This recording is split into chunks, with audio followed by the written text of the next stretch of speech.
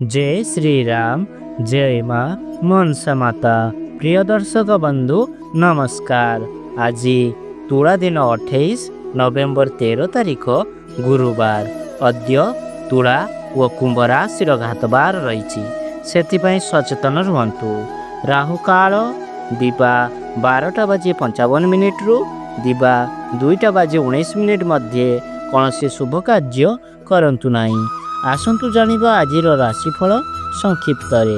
मेष राशि चिंता वृद्धि, वृष राशि कलह, मिथुन राशि धन लाभ, कर्कट राशि अर्थहानि, सिंह राशि कर्मे खुशी, कन्या राशि बंधु मनांतर, तुला राशि अर्थ लाभ, बिछा राशि अर्थ चिंता, धनु राशि प्रतिघात, मकर राशि आघात, कुंभ राशि अर्थलाभ व मीन राशि बंधु सहयोग।